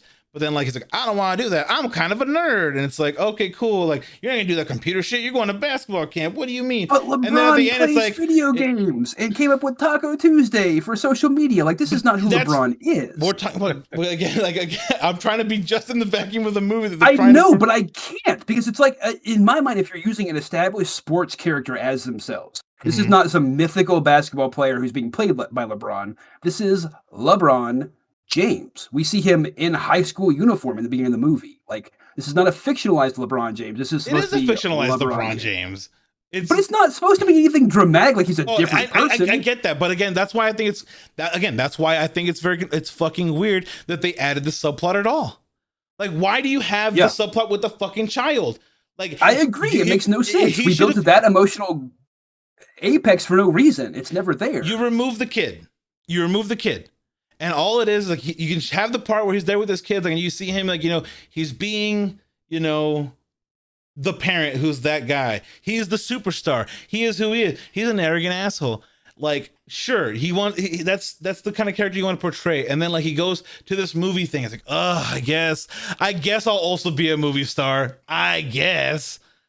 And so then he says no to the algorithm and then gets sucked in. And then that's the conflict is that they're now going to do that. So that's where that conflict can be completely just like Space Jam, where you don't have extra bullshit other than like, the kid's not that great at baseball either. Womp womp. And it's just kind of like a little like, it's okay, buddy. Like me too. And like, it doesn't really like, there's not a conflict there that needs to be resolved. It's just, these are my kids. These are this is my family. And we're moving the fuck on. But like, for some reason they added the subplot and they didn't need that at all. Market value, family movie. Got to throw a kid in there. Also, they might have needed him just for having the scanning thing. But again, you didn't need that either. Because like the algorithm could just already have it. Like again, all these things right. It doesn't have to happen. Yeah, it doesn't have to happen. He can just be like, he's gonna find a way because like the thing could be he's an intranet. The algorithm's on the intranet, and then like the algorithm finds the internet and is now able to do the things and like find like other people and scan them in and like I'm gonna capture them through the clout of LeBron because everyone's going to watch this big LeBron event. You can still have the same plot points that it's trying to like, put in there without having to include a stupid kid subplot. That again, there is the arc with the kid, but it has nothing to do with what's happening around them. It has because it becomes the conflicts with Don Cheadle. Like, yeah, it's the conflicts with Cheadle. I am willing to bet it was like market. They'll be like, hey, you have to have the family there. I don't know that would be the case though, because you have the Looney Tunes. That is the family angle. Thank you. Exactly. You don't need anything else. Why do you need more? Why do you need to have like LeBron needs to show that he's a parent? Like Jordan was a parent, and those kids were just kind of there. Like, it's the same problem with Jurassic Park 2. It's the same problem with The Lost World. All right, go on. I'm serious. Go on. I'm ready. I'm ready for this one. Okay, Jurassic Park. There are kids there, right? This is not a problem. This makes perfect sense. Visiting the grandpa. It is set up. Yeah. It is set up. It makes sense. They're there visiting the fucking theme park. Kids go to theme parks. Lost World, Jurassic Park 2. There's a kid there. The kid that does the whole killing of a velociraptor with gymnastics and all that bullshit. Why is she there? Do you remember? Because she stowed away because... She stowed away! Like, why is she there? She felt like it. She just felt like going. Well, why is there a kid in this story? There's no reason for a kid to be in the Lost World. They put it in there because there were kids in the first one. But the kids in the first one made sense. It was set up. Like, I understand how weird and convoluted their entire reasoning is, too. Because, like, again, what's weird is that in the first Jurassic Park, Malcolm says that he's like 3 or 4 kids, then suddenly he only has 1. Like, all right, whatever. I can forgive stupid little continuity like that. But apparently it's like he's such a relaxed parent because again he's like he always plays off pretty calm, cool, and chaos, whatever, like very nihilistic in a sense. And like the kid's mad, like, why don't you ever ground me? Like, why can't you be a normal dad? Like, it's just like a weird. He's just like, I don't know what the fuck you want from me. Like, I'm giving you everything. Like, I just got to go do a thing. And she's like, why can't I stay with Sarah? And like, he doesn't want to say because I'm going to go rescue Sarah. That's a troglodyte. Like, and then like it's like, oh my god, and it's like fine, whatever. So then she stows away, and then she's just there now because she didn't want to be dropped off with some randos. Like again, this is all very convoluted to have a kid there. Also, you can have a kid fucking kick a velociraptor out of a window. Like, that's then, all it's for. It's all in service of doing the gymnastics routine to kill the virus. And the one line, they kicked you from the team? Like, the other line too, which to be fair, I think it's actually kind of funny, but it's I think it's a Nick and Eddie, I think, talking where they see Malcolm, they see his daughter come out, and he's yelling, they're having a family fight, and he goes, "You see the family resemblance?" Yeah, it's like... Okay, fuck. You know what? That's for the 90s, for a Spielberg, that's pretty good. That's good. Like, okay, just have a random black daughter and then don't explain it. Just acknowledge it so that you understand. We know it's a thing that we should be talking about, and we're not gonna. Right, like it's there. Get over it. Like The Lost World is a better movie than Space Jam 2. It is because it's at least more coherent. But there's better theming. There's the whole thing about like of being a parent and the kind of parent you have to be, right? So it's about Malcolm's character being a parent, and then like these Tyrannosaurus Rexes with their kid, like, and how territorial they are with that sort of thing. There is a parenting arc. There's a parenting theme. There's a whole theme about parenting in The Lost World. Or here, it's like you have a subplot that's about like LeBron being like a dick and not letting his son do whatever he wants. But like that subplot is only, and it's not even we do it. Again, if it had been the son playing the sport and like, oh yeah, I know I like basketball. I mean, I like video games more, but I like basketball. And then he plays it. He doesn't play well because he's not very good at it. And then LeBron just eats his ass for it. Like, you're gonna go out there, you're gonna fucking try 100 goddamn % every goddamn time you're on the court. And no, right? If he was a true like dictator on the court, like if he was the actual LeBron, like actual the LeBron, real LeBron, if you do something stupid on the court, would be like, "What are you doing?" Like, yeah, let's see that. I would believe that LeBron. That's why I don't believe this. LeBron is just like. He's a cartoon character of himself the entire time. But calm, level-headed parent, like, no. Probably sitting there partying with his kids, and why wouldn't he be? Like, fuck. Again, that's what I'm saying. Like the plot, the way they did the plot doesn't make sense. You could remove all of that kid shit, and like it would still have the same impact because the stakes are there. Like, because like, say he's been gone for like whatever a couple days now, right? The family's worried from they're looking for him. And then they all get sucked into the app because like they find out there's a game going on. What? Just like they did in this movie. Oh, and then they all get sucked in, and now they're all there.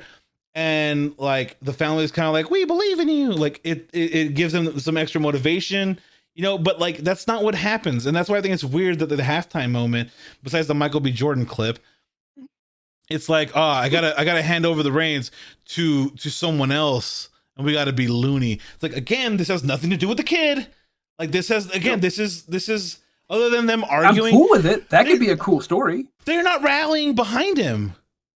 That's another thing. They rally behind Jordan. They're like, Jordan, come on, give us the strength. And around LeBron, they're like, well, your kid's with the other team. Like I was like, whoa, what the fuck? Like, why are they all mad at LeBron? Like, what the fuck? Wait, though, like.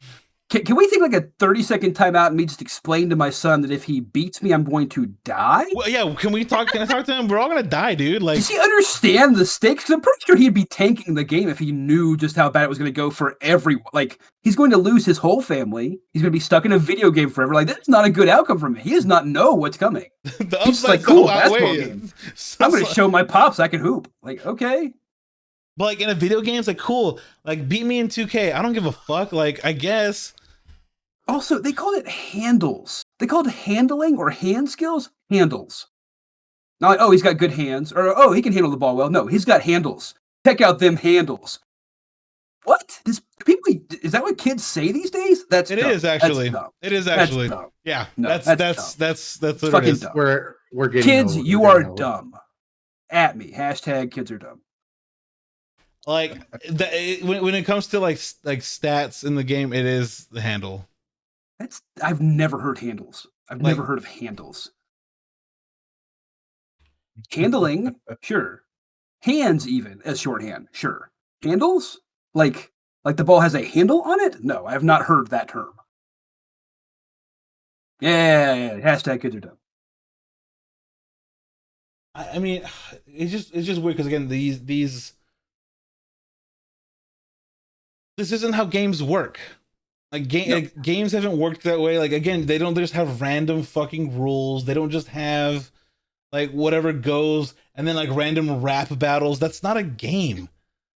Oh, the fucking rap battle. You're saying you didn't like I did not. The Porky fucking rap? I did not. I did not like the Porky rap. It was awful. It was dumb. It was so Pretty dumb. sure I was just hiding during that part. There's so much like secondhand embarrassment. Like is 8 Mile a Warner Brother? I don't even remember how that came out. Well, because did Porky win? No, Don Cheadle said something that rhymed, and then suddenly like the signs came down like rap battle extra round, and then suddenly everyone's doing like dances, like little TikTok dances, and I'm like, what the fuck is happening? This isn't basketball. You know what they should have had that would have been funny is if it was a punch the car level, like they'll just start beating up on a little. TV, they just start beating up a 60 bits right of a car.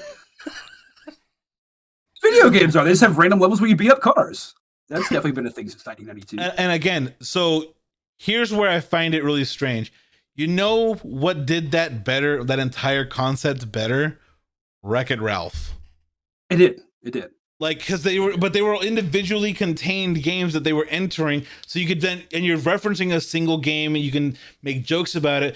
But if you're talking about an NBA game, you don't add random bonus points, a rap battle. You don't add like these random items that shoot 1 billion points at a time. Like, do other sports if you're gonna do it. Get some other people. Get Tony Hawk to pop in and just like randomly like warp in on a half pipe and be like, oh shit.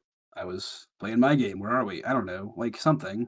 Right, like if you're gonna build a like a super team, you pull characters from other games, and they have them go. I don't play basketball. Like I'm Tony Hawk from Tony Hawk's Pro Skater. Like that'd be the kind of like no dude. Like this isn't my game. This is my kind of game. Like if you're playing a basketball game, you're playing a basketball game. Like but.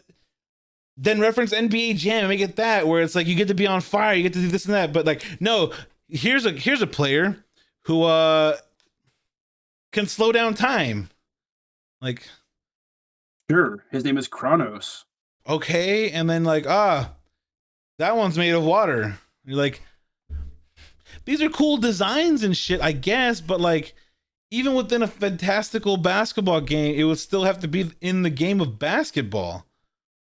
Again, they do the video game thing, but then they don't do video games. Like, I know Warner Brother Interactive doesn't have a ton of properties, but like, we saw Batman like villains and stuff, but we didn't see a single like Arkham Asylum version of Batman. Like, you guys own video games you had the too. 60s version. They had the Adam West version there. I'm cool with that. I like that. That was much better than the fucking Walmart, Halloween costume White Walker. Like. No, there was a really good penguin. I don't know if you saw that. I did see the penguin. Penguin looked really good. Like that was Danny DeVito penguin. Yeah. Rather than just having Danny DeVito back, bring Danny DeVito back. Like that would don't have a new villain. Just have the same one. Right. Like you could have. He's back and he wants a different basketball player. Okay, cool. He's back and gonna try it again, but this time. Like his minions aren't, on his side, and that's the thing. So here's something. This pisses me off. This pissed me off. Okay, you had the end of the original fucking movie where they were like, he's bigger than we used to be. And then they have a turn and they become good guys now. And they're like, get the powers. Like, okay, and like so now in a way they're being welcomed in with the tunes because they have a change of heart. All right, and then. In the sequel, they're cheering for the Goon Squad, and it's like, what the fuck happened? They were on their side. I'm almost sure that they weren't even in the movie until like the last second, and because it seems like they added all these references to the previous movie on the back end. Like it just seems that way to me. I don't know if they had test screenings. People were like, "Is this a sequel or not?" I don't know, but the direct references to the '96 Space Jam. felt very forced, including them being on there visually, but none of the voices. They didn't hire anybody to do a voice, much less the people to get back and do the voices. Like this movie just upset me in so many ways. It was really dumb. Offensive. Really dumb. Like Really dumb. offensive. Thought you're shaking your head. You don't agree, or No, I mean I don't like it. The only things I remembered were Big Chungus, Rick and Morty, and Bugs Bunny didn't die. you like the weird? I mean, like, I Photoshop didn't even know. picture at the end. No, what? The end credits just had like weird Looney Tunes being photoshopped in the pictures, and I was just like, Oh no, I didn't watch You stayed that. around for the end credits. I did really like, ended the movie. yes. I did really like the post-credit scene though, where Julia Louis-Dreyfus shows up and tries to recruit Bugs Bunny for the Thunderbolts project. Recruits Kronos. recruits Kronos, and it's like, hey, Al G Rhythm, which is going to be very strange since he's already in the movie as a different person, but that's fine. They're not even going to reference it. It's just gonna. it's gonna be no. They're gonna come back and be like, algorithm, and it's Terrence Howard.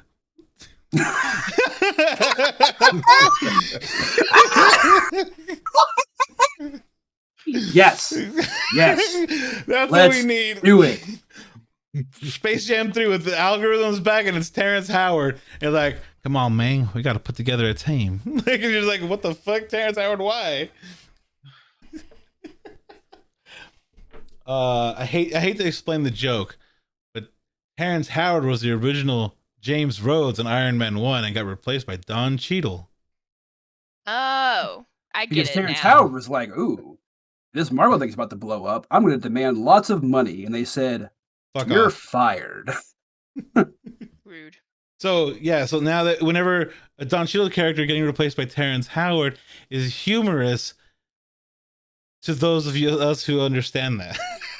Like, Because sometimes humans reference things that have happened before in order to elicit similar emotional feelings. Yeah. Typically, positive with happiness or joy. I hate that they basically have this weird like self-actualization moment for Lola at the beginning, and like she fails because she stopped to save her friends, and like that's kind of like that's part of the journey is that you have to make the sacrifice. And I'm like, okay, cool, yeah.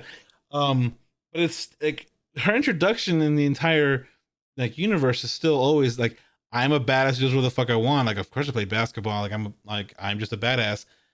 And then now it's kind of like, I guess I'll go back to play basketball. Yeah. Like, Before it was like basketball's a thing she can do. Like she just does that too. Now it's we have to drag her back. It's getting the gang back together. It tries to do that kind of scene, but it doesn't do it.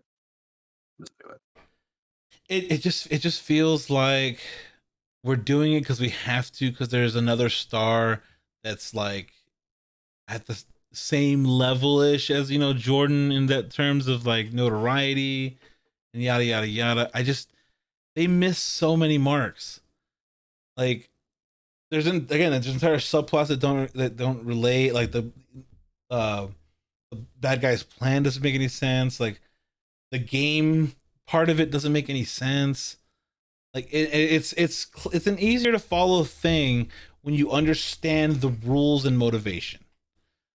And they gave If us we're gonna neither. spend a full 60 minutes on a sporting event, it should actually be the sporting event. Like, we didn't get a lot of basketball there. I'm not saying you have to, but like, I don't know.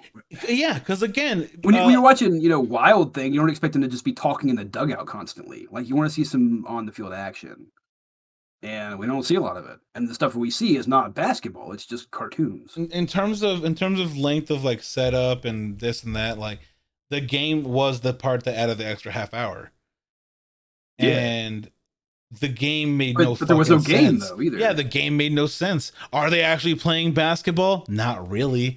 They're playing a fucked up mutated version. A game. Are there version. actually stakes? A Not game? really. And it's like, have you played a basketball game lately? Like in the last, like even 15. I get that he was doing something different, but he wasn't doing anything that different. He was making, a game with the permission of these all-stars, like within them. Like he wasn't breaking the mold in terms of basketball games. And so they're kind of like, yeah, let out your creativity, LeBron James' son. And he's like, oh yeah, I know what I'll do. I'll make him a serpent. And it's like, I'll make him a bird. And it's like, okay, like that's still not the same thing. Like, you're still playing basketball though, right? No. Like, okay, well, I guess sure. All right. Also, no puns or anything. Like the people we got to be the opposing team, we didn't have any kind of sensical transformation there. It's just, Anthony Davis, now he's a water guy. Okay. Like, at least the Monstars were caricatures of the people they stole the talent from.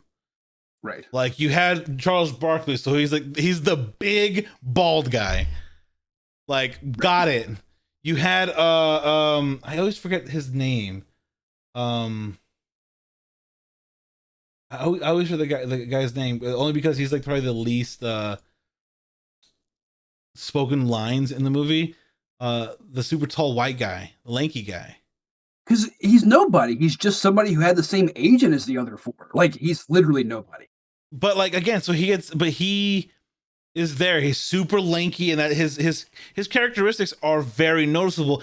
And then you put it among all of them. Patrick Ewing has the square head haircut, and then you just give him spines down his back. Okay, like, you're exaggerating the shit out of it, and like, it works as caricatures of those people.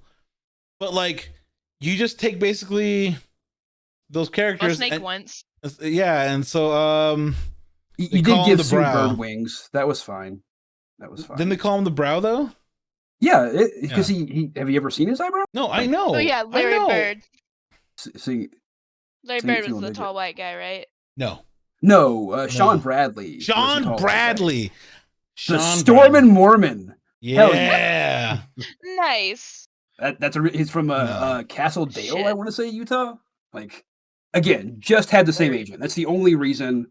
But again, you're a basketball player, cool. They had members of the Lakers there too, and they had the coach. Like, again, they had there's connections of like, hey, let's all do things and let's have people like they kind of a big deal. They set up a shot in the Knicks stadium when the Knicks playing whatever the fuck they play.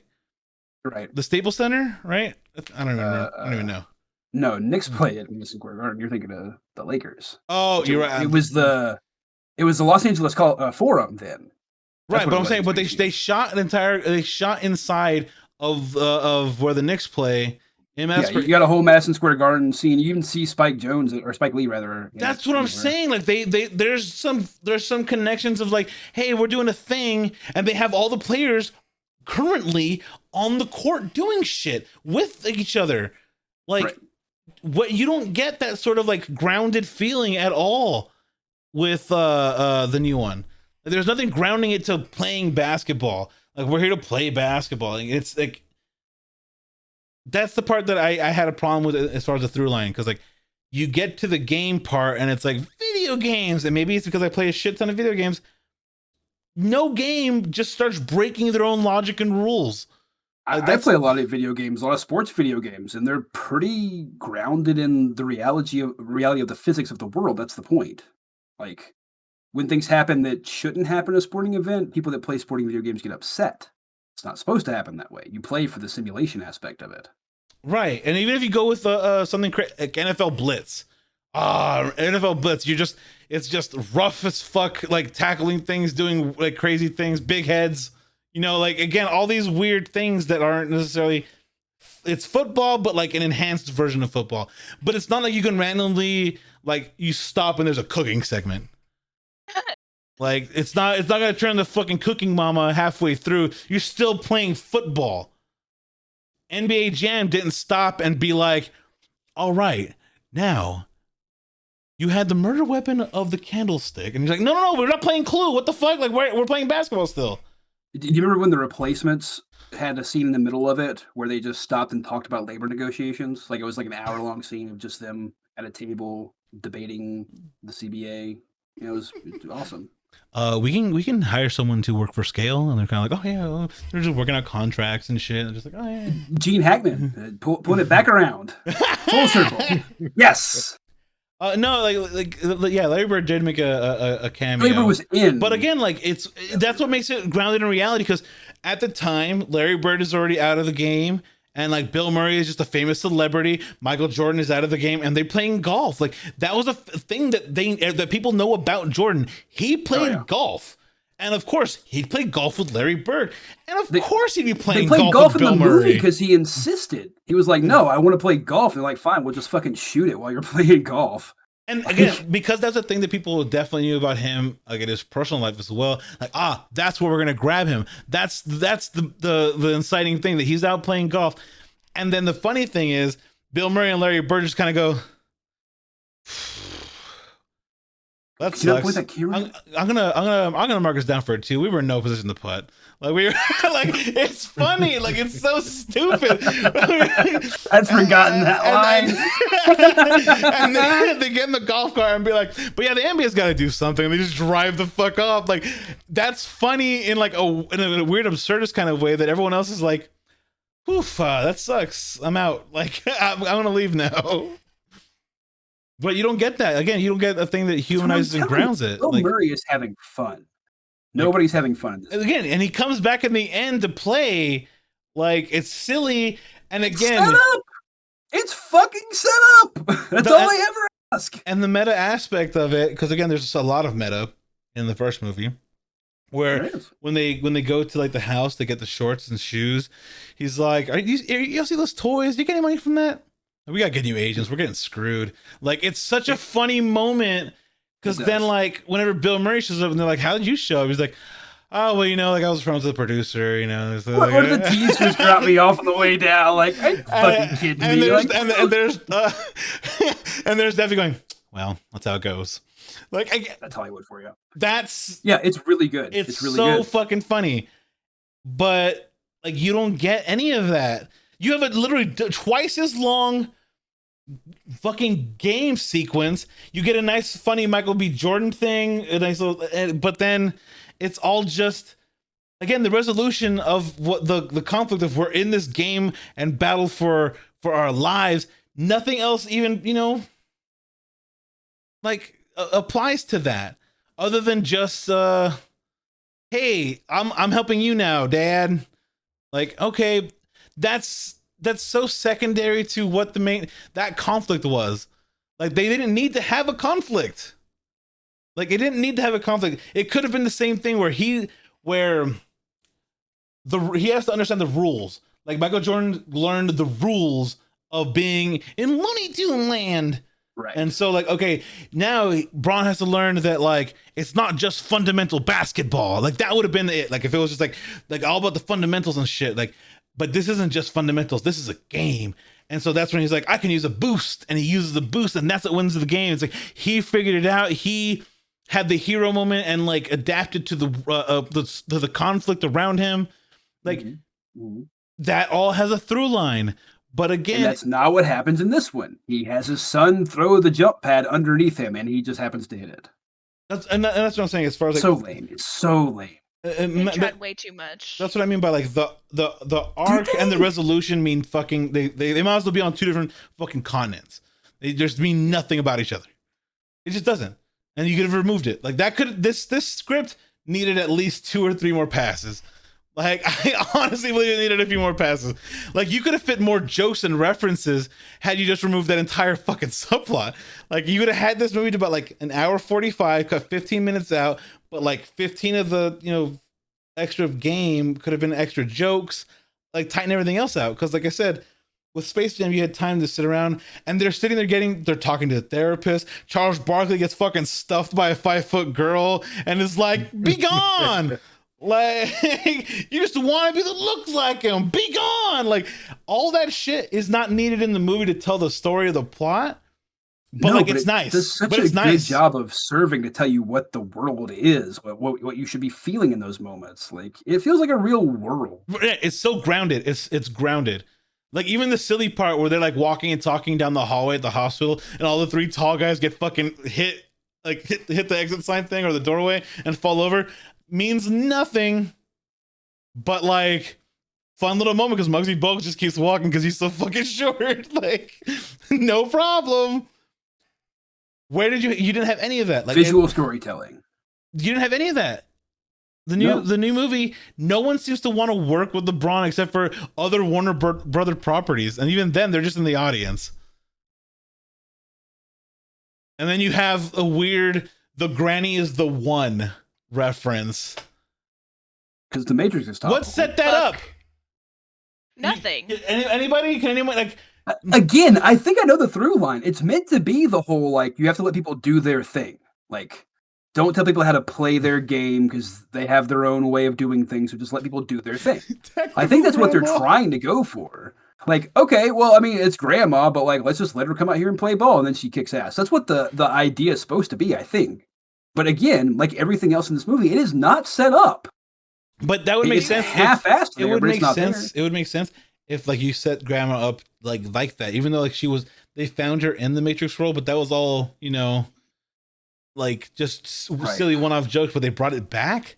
And so she is the one. Like, no, like you have to set that up. No, she was playing Trinity. That's the role she was playing in that. So like she also wasn't the one in the fucking exactly. Yeah. Oh my god, she wasn't even actually the one. But if the story is built around LeBron, you need to be a better teammate. You're used to being able to work with superstars, so you can just yell at and berate until they play better. But you can't do that with humans or with Looney Tunes because they're sensitive. So you have Grandma come out, and he's like, you know what? Fine, we'll work with it. I don't care what you got, Grandma. I trust you. We're gonna make it happen. And then she busts out all that shit. You're like, okay, here's something for LeBron to learn and move him forward, like some sort of arc, like a story that isn't here. There isn't one. Again, an arc related to what is the surrounding and the conflict. If it's an arc not related to what's happening, it's not an arc. It is an arc. It's just it's just not related. It's just not related. The sweeping force-sensitive kid in fucking The Last Skywalker or whatever. That's not an arc. That's not an arc. Yes, but no one said it is. That's random. That's what you're saying. No, it's not. It's not what I'm saying because it's not a main character. He sweeps in the beginning and then he uses the force to move the broom later, so there is change. No, it's an arc. No, something happening isn't the same thing as an arc. Damn it! Like, but that's where like I'm trying to like figure out. I'm the loudest, so I'm right. I think you have to stop since Dad's coming in to tell you to. That's fine. It's just such a weird like story thing because like you want to have like an A, B, C like all the way through, and they just like threw things at the wall. They're kind of like, yeah, and Grandma's the one, I guess. Fuck it. Yep. Like. I don't even know. Like, why did they make this movie? Who was this movie for? LeBron. People who would pay to watch it. Kids. This movie was made for one of LeBron's kids. Like, it's made specifically for whichever of his kids is the worst at basketball. It's just like doing it early. Like, it's okay, Bronny. I know you're going to try to play and you're not going to be good, but eventually you're going to realize that this movie was made to tell you how good you're not. Oof.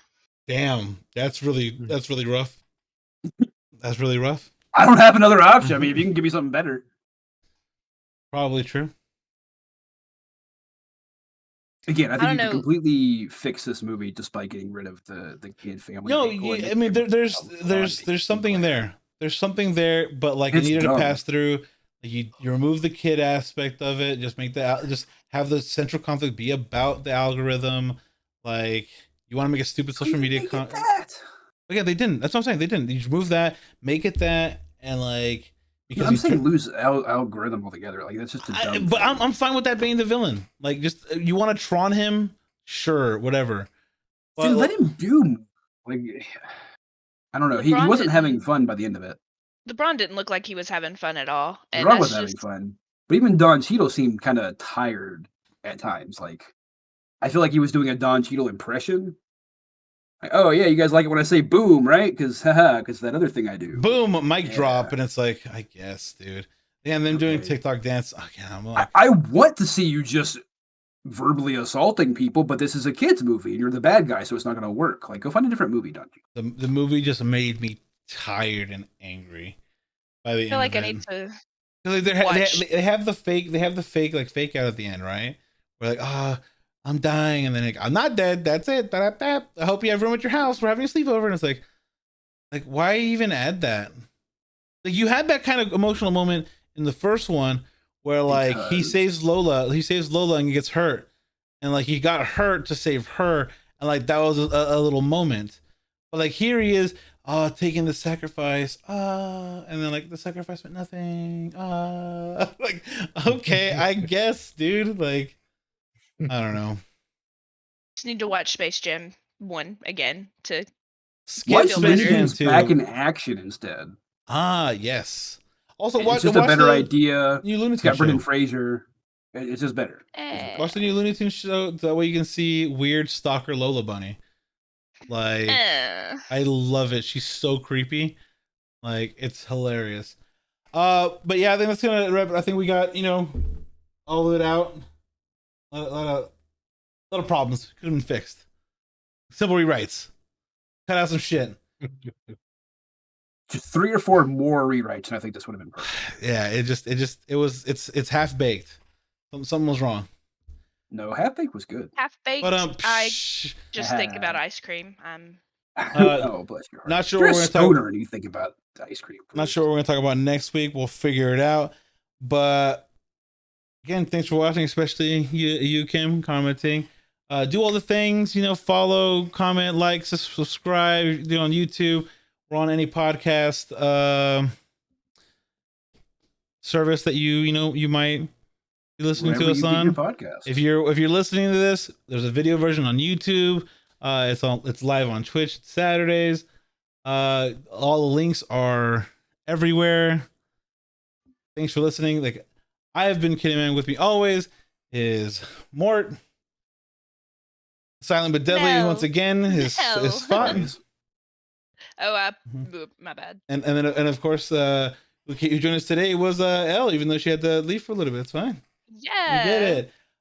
Thanks everybody, and we'll see you next week with hopefully another very interesting topic, but hopefully not as angering as Space Jam. Bye everybody. I don't even know what we're going to talk about next when we yell about it. Oh yeah. Ugh, sorry. I talked when you pointed at pot. I was looking at the wrong thing.